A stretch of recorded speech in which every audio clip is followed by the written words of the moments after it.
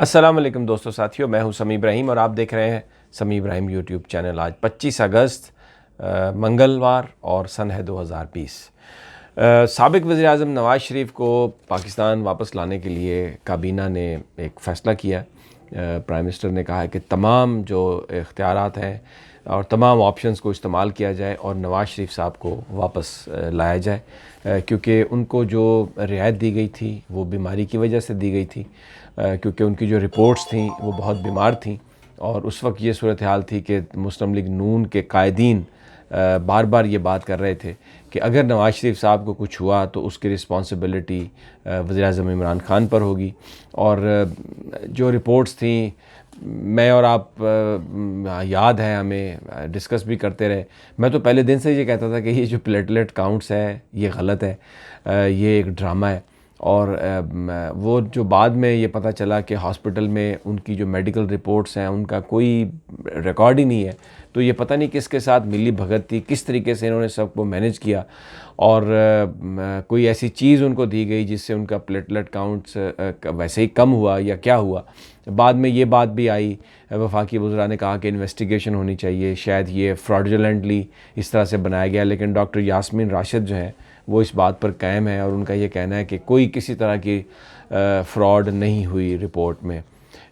फिर वो जो शौकत खानम के CEO थे डॉक्टर फैसल सुल्तान, शायद उनका नाम है, वो भी इमरान खान ने उनसे भी कहा, वो भी खुद गए ज़ाती तौर पर, उन्होंने भी इस बात की तस्दीक की कि नवाज़ शरीफ साहब बीमार हैं। अब वो गवर्नमेंट ऑफ पाकिस्तान के वज़ीर-ए-आज़म साहब के साथ वो हेल्थ एडवाइज़र भी हैं। तो लेकिन फिर बाद में जब उनको जहाज़ में जाते हुए देखा और जिस तरह वो जहाज़ में बैठे थे, उनके सामने फ्रूट्स पड़े हुए थे, अंगूर भी पड़े हुए थे, हालांकि उनकी शुगर बहुत हाई होती थी, तो ये फिर एक तासुर ये उभरा कि शायद मियाँ साहब इतने बीमार नहीं थे जितना उनको बनाया गया। उसके बाद जब वो लंदन चले गए तो लंदन बेसिकली तो उनको जो जाने की जो इजाज़त थी वो 4 हफ़्ते की थी, इससे ज़्यादा की इजाज़त नहीं थी। और जो बात आज पता चली कि उनको जो उनका यानी बरतानिया की हुकूमत को पाकिस्तान की हुकूमत ने आगाह किया हर बात से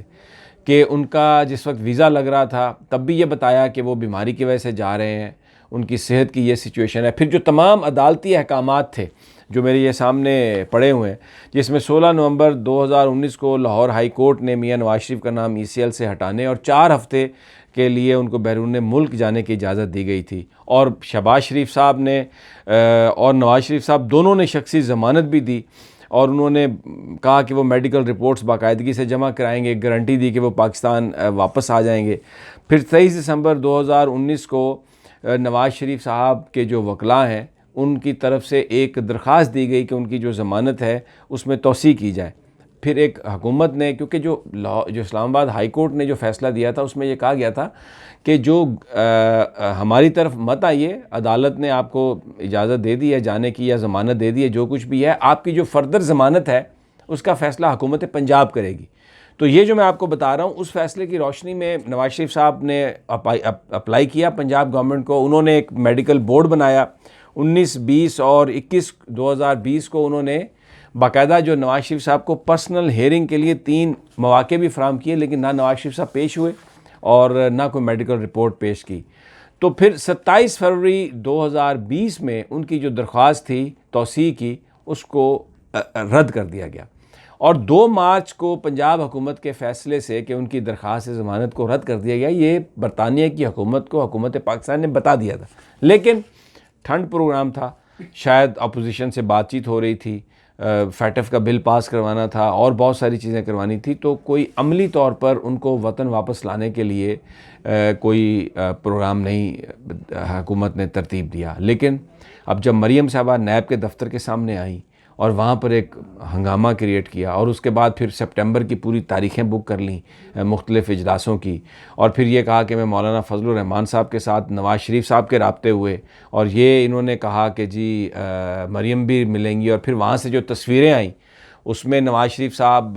बड़ा घूमते फिरते नज़र आए। और इंटेलिजेंस, असल जो बात है, इंटेलिजेंस रिपोर्ट्स के मुताबिक नवाज़ शरीफ साहब बाकायदा तौर पर हुकूमत के ख़िलाफ़ एक कैंपेन करने में कोशां हैं और इसके अलावा बहुत सारे जो अहम लोग हैं उनके साथ गुफ्तगू में नवाज़ शरीफ साहब ख़ुद, वो जो टेलीफोनिक जो कन्वर्सेशन है वो रिकॉर्ड हुई है, कुछ सहाफ़ियों के साथ, पाकिस्तान में जो बड़े सहाफ़ी हैं उनके साथ टेलीफोन के जो थे मियाँ साहब के, वो रिकॉर्ड हुए, जिसमें ये गुफ्तगू की जा रही है कि अब इमरान खान साहब की गवर्नमेंट को हटा दिया जाएगा। और ये जो इस वक्त सऊदी अरब के साथ कुछ ताल्लुकात में दूरी है, जो इंटरनेशनल सिनेरियो है सारा,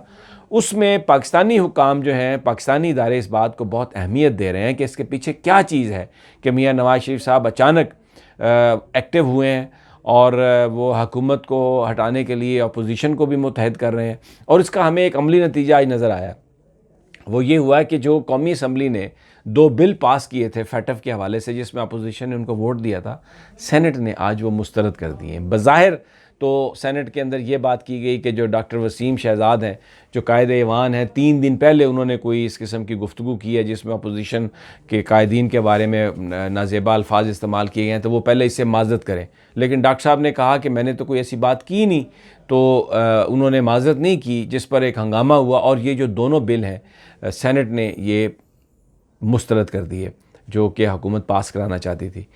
अब इसके बाद ये ख़बरें आ रही हैं कि हुकूमत जो है, बहुत कोशिश की, आई डॉक्टर बाबर अवान ने भी मनाने की, और भी बहुत सारे दूसरे लोगों ने, शिबली फराज साहब ने भी कोशिश की, लेकिन अपोजिशन टस से मस नहीं हुई। जिसका ये समझ आ रही है कि मौलाना फजलुर रहमान को ये बताने के लिए, ये यकीन दिलाने के लिए कि अब नून लीग जो है वो अपोजिशन के साथ नहीं जाएगी, उन्होंने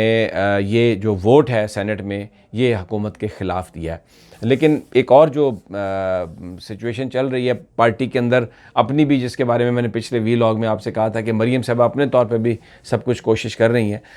अब ये जो मामला है हुकूमत की कानून साजी का, ये जॉइंट सेशन पे चला जाएगा। वहाँ पर मुश्तरका इजलास बुलाकर, तो क्योंकि एक डेडलाइन है इन कवानीन की फैटफ के हवाले से पाकिस्तान को ग्रे लिस्ट से निकालने के लिए, तो ये तो हुकूमत दूसरे मामलात पर करेगी। लेकिन अब जो वहाँ से नवाज शरीफ साहब को लाने का मामला है, उसमें जो लीगल एक्सपर्ट्स हैं, और चौधरी सरवर जो गवर्नर पंजाब है, उन्होंने भी ये बात कही है कि ये अदालत के हुक्म के ज़रिए नवाज शरीफ साहब को वहाँ से यहाँ लाया जा सकता है और ये काम बहुत जल्द हो सकता है। थोड़ा सा ये समझाने के लिए कि जो इसहाक डार साहब का और जो सलमान शहबाज का और जो उनके शहबाज शरीफ साहब के दामाद अली इमरान है, उनका केस नवाज शरीफ साहब से मुख्तलिफ इसलिए है कि वो लोग जो हैं इसहाक डार, अली इमरान और सलमान शहबाज, वो मुल्ज़म हैं, उनके ऊपर अभी कोई जुर्म साबित नहीं हुआ, जबकि नवाज शरीफ साहब जो हैं ये सज़ा याफ्ता हैं। इनके ख़िलाफ़ एहतसाब अदालत ने सज़ा दी है, और अगर सज़ा वो जो मुअत्तल की है अपील के लिए हाई कोर्ट ने, तो वो सिर्फ सज़ा मुअत्तल की है, लेकिन वो जो जुर्म में उनकी जो इन्वॉल्वमेंट है वो उस वक्त तक इंटैक्ट है जब तक उन्हें अदालत बरी नहीं कर देती। तो इस लिहाज से अगर हुकूमत पाकिस्तान इसको मूव करती है अदालती अहकामात के बाद, उसके लिए ज़रूरी ये है कि अगर कोई अदालती हुक्म भी हो कि जी बिल्कुल नवाज शरीफ साहब को वापस लाया जाए, तो फिर काम आसान हो सकता है और नवाज शरीफ साहब बहुत जल्द उनको वापस लाया जा सकता है। लेकिन कुछ लोगों का ये ख्याल है कि वो जो अदालती फ़ैसला है जिसमें ये कहा गया कि ये आपको इतने हफ्ते के लिए ज़मानत दी गई है, उसके बाद पंजाब हुकूमत के पास आप जाएंगे, अगर वो पंजाब हुकूमत का ऑर्डर कि उनकी ज़मानत मनसूख कर दी गई है वो भी अगर दिया जाए बरतानिया की हुकूमत को और वो कन्विंस हो जाए, तो नवाज शरीफ साहब को वापस लाया जा सकता है। बहरहाल वेरी इंटरेस्टिंग टू सी कि आने वाले ये जो अगले हफ्ते हैं इनमें क्या सूरत हाल बनती है। हुकूमत पूरा तहिया कर चुकी है कि वो लेके आएगी नवाज शरीफ साहब को वापस, और इसीलिए यहाँ पे मौलाना फजलुर रहमान भी तेज़ हो गए हैं, अपोजिशन भी तेज़ हो गई है, और नून अब तहरीक इंसाफ ये कह रही है कि ये जो मुल्की मफादात हैं उसको ये अपने ज़ाती मफादात के लिए इस्तेमाल कर रहे हैं, कुर्बान कर रहे हैं, और असल मसला NRO का है। NRO नहीं मिल रहा, नवाज शरीफ साहब को वापस लाने की बात हुई है, तो अपोजिशन ने अपना असली चेहरा दिखा दिया है। अगली वीडियो तक इजाज़त दीजिए। अल्लाह निगहबान।